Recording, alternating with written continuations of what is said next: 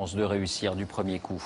Une nouvelle donne maintenant et un nouveau mouvement de spéculation. Il y a un siècle et demi, c'était la ruée vers l'or en Californie. Aujourd'hui, c'est la ruée mondiale vers le diamant. Les prix s'envolent, portés par la demande chinoise ou indienne. On estime qu'il s'en vendra 2 fois plus d'ici à 2020, mais la production ne suit pas. Qui en profite? On verra ça dans un instant. D'abord, reportage Fanny Stenler, Frédéric Bonne avec nos bureaux à Moscou et à Bruxelles. Le diamant et ses dizaines de facettes. La plus brillante des pierres précieuses, un rêve pour beaucoup, le plus souvent inaccessible. Les diamants, si ça me fait rêver, bien sûr, c'est beau, c'est de l'art, c'est agréable à voir. Ça fait rêver surtout ma fille.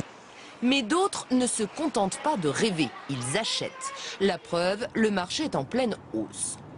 D'ici 2020, selon les experts, la demande de diamants devrait doubler à raison de 6% de croissance par an. Dans le même temps, la production, elle, n'augmentera que de 2,8%. Ce n'est pas le même rythme. L'offre est largement inférieure à la demande, ce qui occasionne une situation de pénurie avec des prix qui s'envolent. Les plus gros acheteurs, et c'est nouveau, on les trouve dans les pays émergents, notamment ici en Russie. Au salon du milliardaire, les parures rivalisent de taille.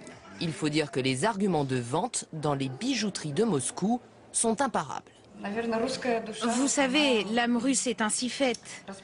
Quand les hommes font ce type de cadeaux au prix élevé à leurs femmes, c'est ainsi qu'ils montrent leurs sentiments, mieux qu'avec des mots. La hausse de la demande, c'est ici à Anvers, en Belgique, dans le quartier des Diamantaires, qu'elle est la plus visible. Dans ces rues ultra sécurisées, nous sommes au cœur d'un marché de plus de 30 milliards d'euros par an. Dans cet atelier, on taille et on expédie les pierres. Des colis qui partent vers de nouveaux horizons très lointains. Maintenant, déjà, la Chine prend 16% du total. Avant c'était les États-Unis qui prenaient 50%, mais ils ont diminué à 40%, plus ou moins. Mais la Chine, ça va continuer. Il y a encore plein de gens qui veulent toujours des bagues avec des diamants. D'Anvers à la place Vendôme à Paris, ces nouveaux acheteurs se permettent toutes les folies, comme cette bague d'exception. Au cœur, une pierre de plus de 5 carats, soit 1 gramme, son prix de vente, 1 million d'euros.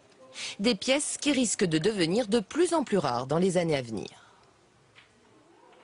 Les marchandises sont de plus en plus difficiles à trouver, car qu'est-ce qui est difficile aujourd'hui à trouver? Ce n'est pas réellement le diamant. C'est le diamant dont nous avons besoin dans notre métier, c'est-à-dire les diamants de très grande qualité. Et aujourd'hui, les joailliers espèrent que de nouveaux gisements seront découverts pour continuer à alimenter le marché.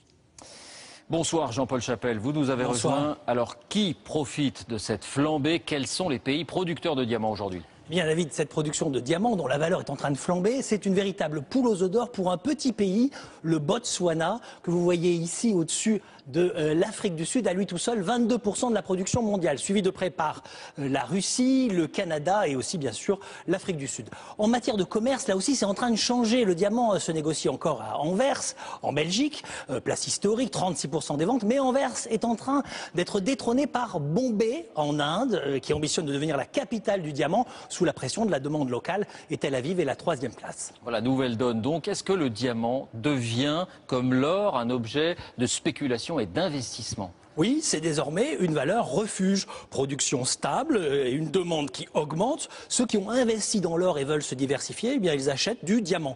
Depuis 2009, le cours explose. Il est passé de 100 à 175 $ le carat l'an dernier. Sur le long terme et en période de crise, ça a toutes les raisons de continuer. Voilà, la folie du diamant. Merci Jean-Paul pour ces explications.